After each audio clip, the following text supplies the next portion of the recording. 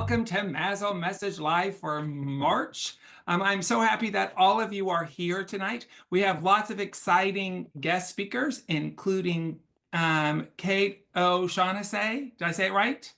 Close. O'Shaughnessy. O'Shaughnessy. We have Lisa Scroggs and, of course, Kimberly Young. Kate was so nice. I reached out to her after they announced the new Readers Award for the 25-26 school year.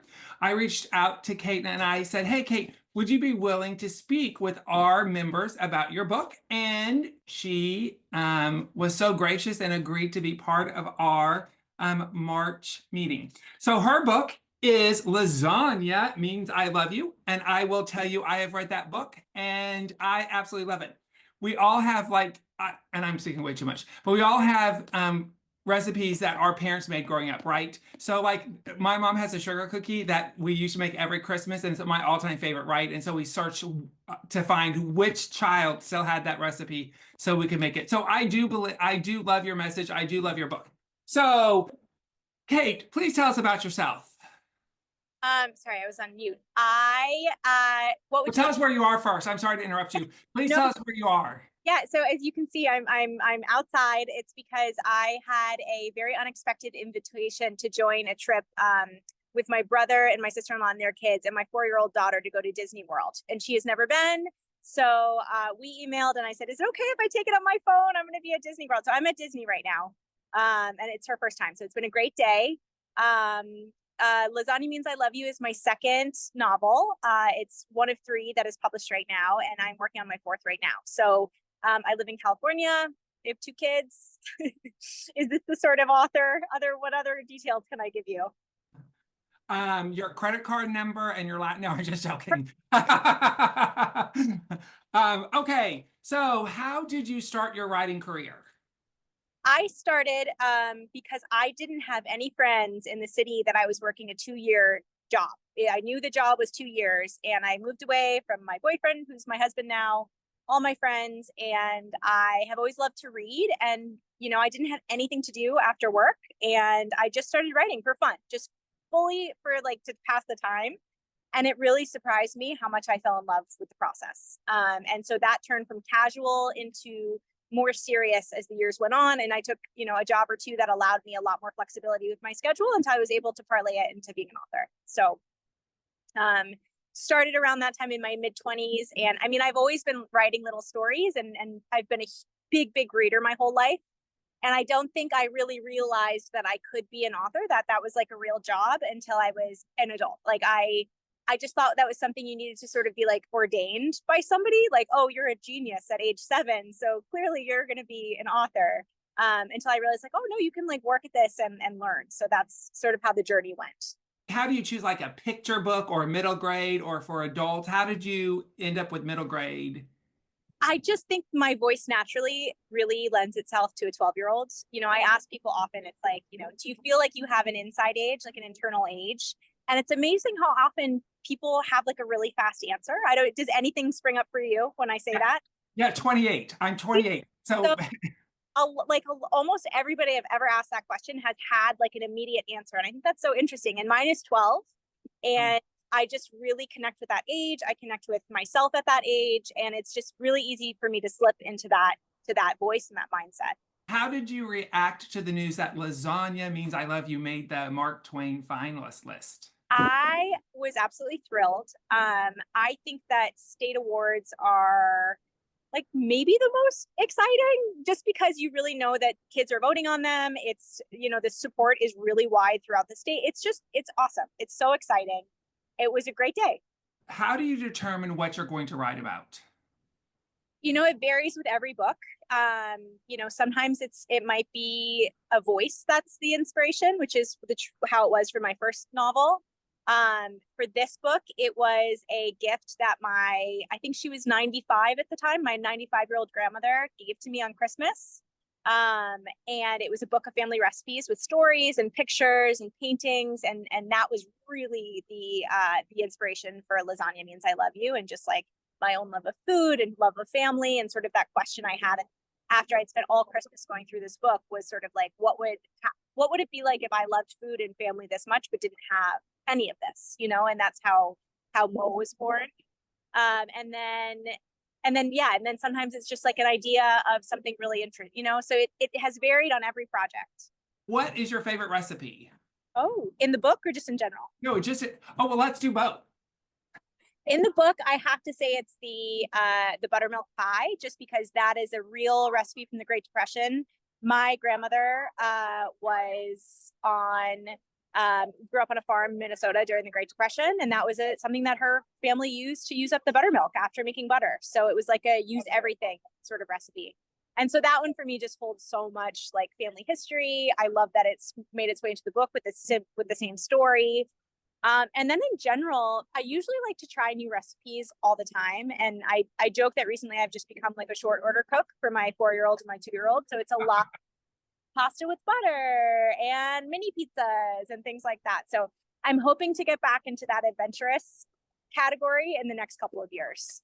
So did you make all the recipes in the book? I did, yes. And some of them were not for my family. I wanted, because food is love in the whole world, all the world round. So I wanted to make sure to include recipes and stories from other cultures that are not my own. So I actually ended up sourcing those recipes from my writer community of friends, so like the chicken adobo is my friend May Respicio, who's also a middle grade writer. She gave me that recipe. And so all of the recipes are either sourced from my family or from writers that I know and their families. And so those are the ones I really wanted to test just to make sure I had a sense of it and that it was easy readability with the recipe. So yeah, but everything I did make. Okay. How about lemon bars? How were the lemon bars? I'm sorry, lemon bars. I mean, I love lemon bars. So I thought those were my grandmother's cookbook too. Oh, that they were. So that's on my list of things to make because who doesn't love lemons, right? I mean, so I'm excited.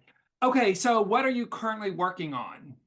I'm working on my next book that is hopefully going to be out next fall. Is the date. I don't think I've been given the green light to talk about it yet. I will say it's my first foray into like a little bit of fantasy. So it's not straight contemporary. We don't have a title yet. And like I said, hopefully 2026 in the fall, it will be out.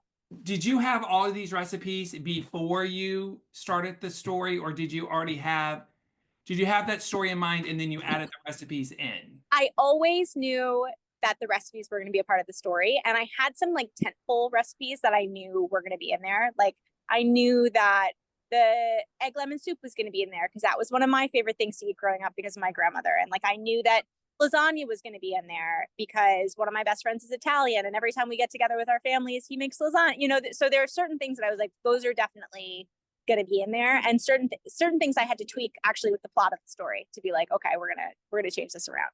So what's your favorite part of Disney? Oh my gosh, seeing my daughter meet all the princesses. My daughter is very princess obsessed, and she's like right in that at 4.5.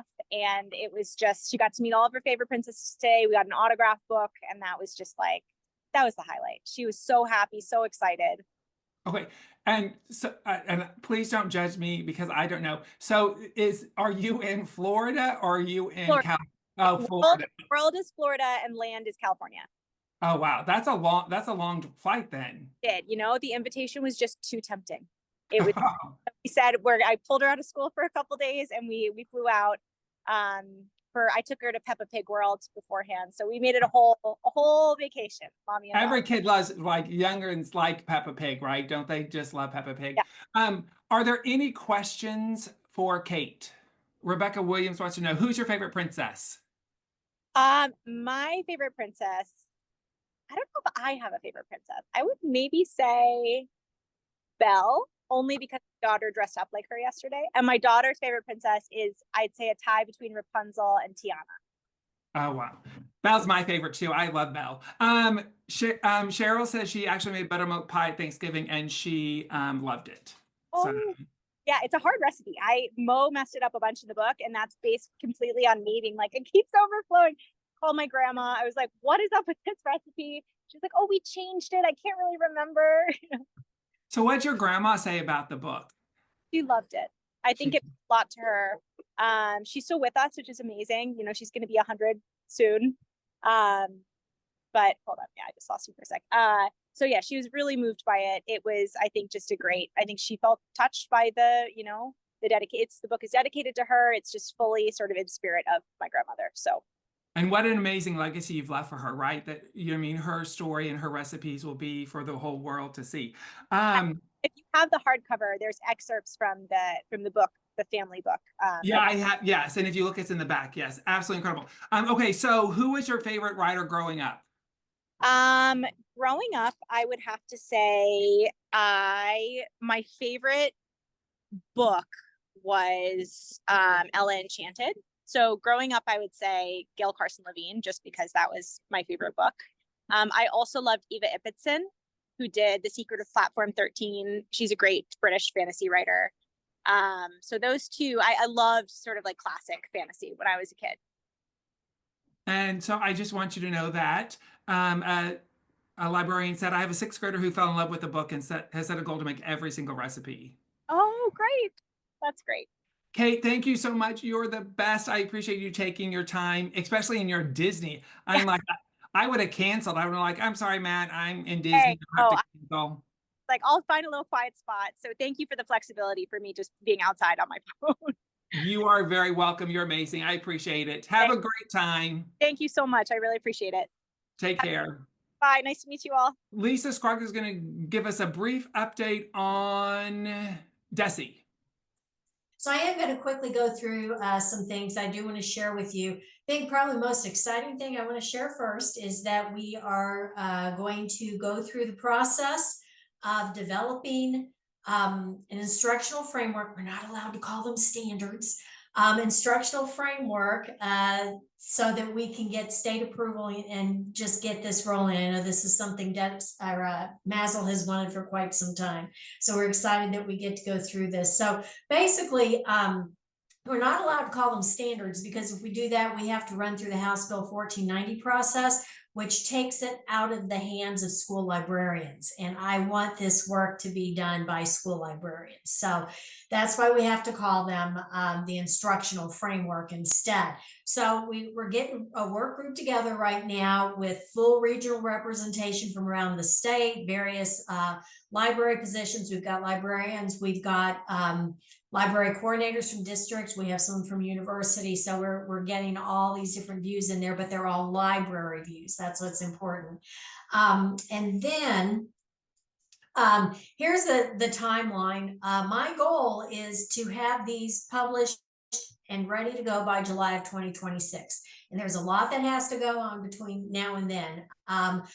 Next week, I am meeting with the assistant commissioner to get the proposed work group approved and to show him that my plan does follow the process that's required. So once we get his blessing, we can move. So you can see on the time frame here, we do have to go in front of the state board a couple times.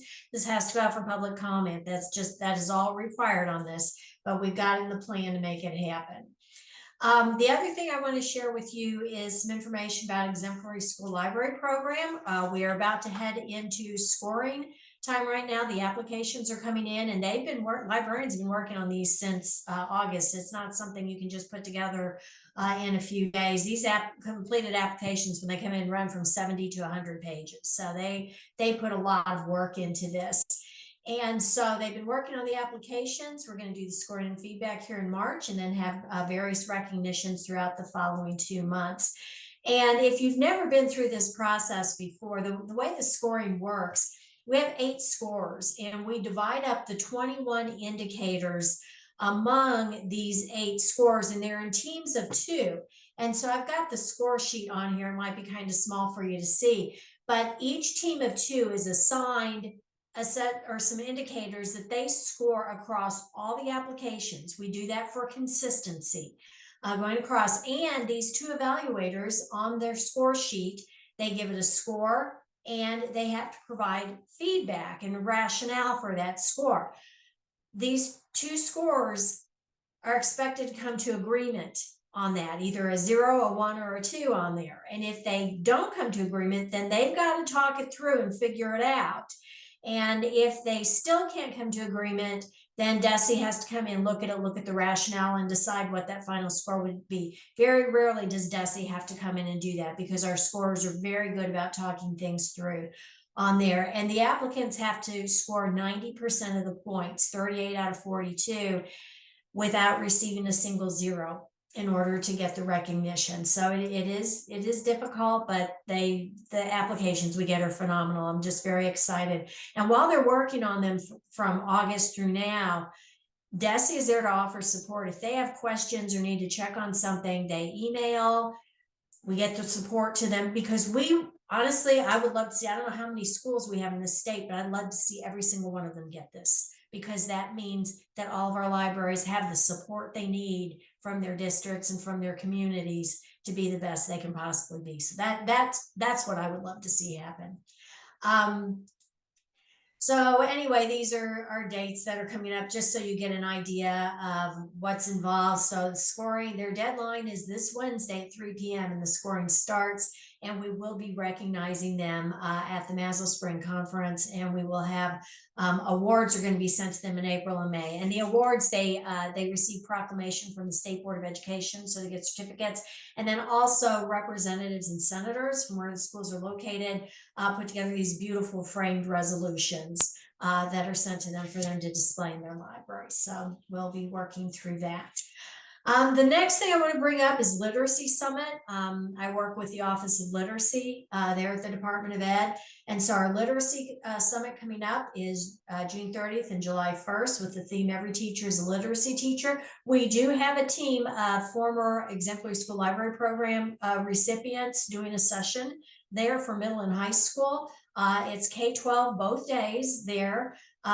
Free registration. So there is no fee for this conference. Now you would have to pay for your lodging if you stay there at Lodge of Four Seasons, and you'll have to pay for your dinners, but we cover breakfast, we cover lunch, and we cover all the PD that we have. So the registration is going to be opening soon. I'll announce that through MASL so that you have an opportunity to register for that if you wish.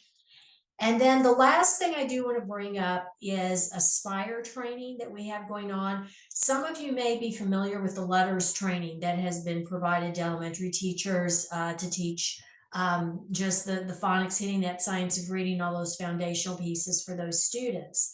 I think it's so important that in the schools where we have the letters and that science of reading going on, the kids are getting a lot of the nuts and bolts of reading. What they're not getting in the classroom, because the teachers don't have time, is that love of reading. That's where you all come in. So I just, want to encourage you to keep doing what you're doing in the libraries, because it offers a really good balance and just the fullness of what students need in order to become good and happy readers. That's what we want. But the Aspire training is the middle and high school version of letters. But what it does is it focuses more on vocabulary, fluency, and comprehension. And so I've had a chance, I have gone through all of those courses. Understand I'm a retired high school English and journalism teacher, and also a retired high school librarian. And I really felt that these Aspire courses that I went through are applicable to all content area middle and high school teachers. I learned a lot from that would have helped me in my classroom. They align very well to the Missouri Learning Standards for ELA, with the exception of writing for grade 9, because we expect more of our grade 9 writers than what was in here, but otherwise they align very, very well. There's a QR code on the screen right now if you're interested in seeing how you would get to where you and your teachers, or just please spread the word in your districts, could register for this. There is no cost to educators, Missouri educators in public schools and charters, right? So as long as they are teaching working with grades 6 through 9, there is no cost to them or to their district. So it's free registration for that. Self-paced and self-guided throughout the coming school year. There are 3 in-person sessions through your RPDCs. And the registration is going to be open through June 20th. That's the deadline for registration. I will tell you right now that Kansas City, part of Missouri, which is located in Columbia, the RPDC, and South Central, and Rolla, they are filling fast. So if you're in one of those regions and you think you have educators who would want to register for this, let them know they need to get in there now, because those are filling fast. The others still have room on that. And also there's the option for 6 hours of college credit with this. So just be aware that that opportunity is there as well. And so one more time, there's for more information who you would contact there and the QR code on that. So I promised Matt I would be quick. So that's what I've got on there. Let's see, there's my contact information. And I will stop sharing at this point. So any questions? I know I went through everything fast. Lisa, thank you so much. Lisa shared her contact information, and we can share that information with you again a little bit later. So if you have questions, please reach out to her, because honestly, she is such a great resource for us. I can't tell you how grateful I am. So thank you, Lisa. Thanks for inviting me, Matt. You're welcome. Have a good evening. All right, Kimberly's going to be here to talk to you about book repair, quick and easy book repairs. So I hope some of you had been to my sessions last year at MASL. And if you haven't, I do still have a book repair session again this year at MASL. But also, this is what I want to talk about too. I have a new session at MASL this year on dynamic shelving, shelf sparking, shelf merchandising, whatever it is you're calling that trend in the library world. So look for that one. And book repair. So I am going to share my two favorite things that I use for book repair. And I know this is one of Matt's favorites as well. This is my absolute favorite tape for pages and for the inside of books. It's called Filmoplast. It's a very thin little 1 mil tape that is not even pickable once it's on your pages. And it's one of the things that we use in the workshops. I know Matt can attest to the marvelous magic of it as well. So it's one of the things we're going to use at MASL, and we'll have at our booth, which we are, Demco will have a vendor booth at MASL as well now.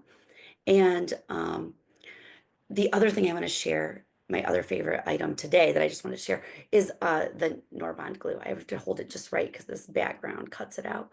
And one of Matt and I's other great friends,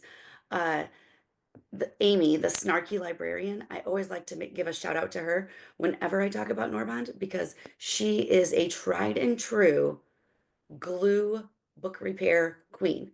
She can repair any book using glue. She has wonderful videos that talk about it. And it's she's just amazing, and has many easy to follow along things that will help with your book repairs.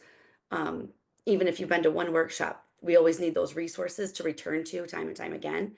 And she's my favorite one. I always like to tell about when I talk about gluing our books, because sometimes we don't have some of the other equipment and or time or things available to us. So turning back to the old tried and true glue methods is always good to have in your back pocket. And Kimberly, can you talk to us about glue?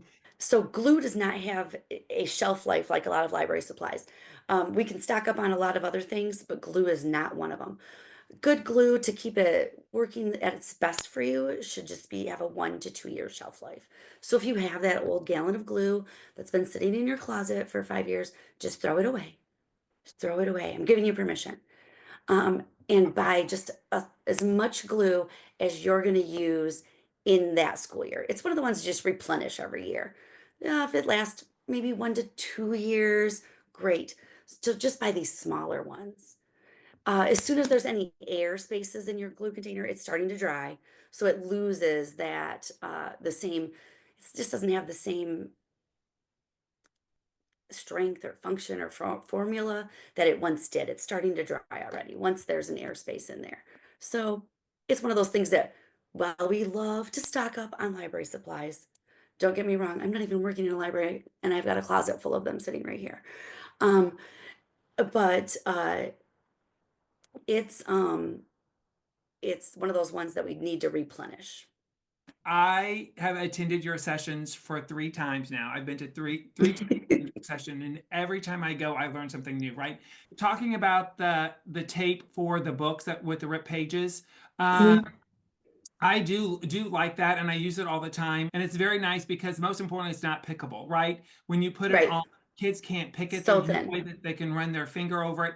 And the other thing is, which I think is absolutely funny, is that again, you call me out on all the wrong things I do, but you're like, I No. put it on both sides, right? I put it on the front, and then you turn it over and you put it on the back. You want to talk about that?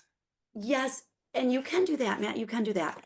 I maybe some of you others of you have heard me say it.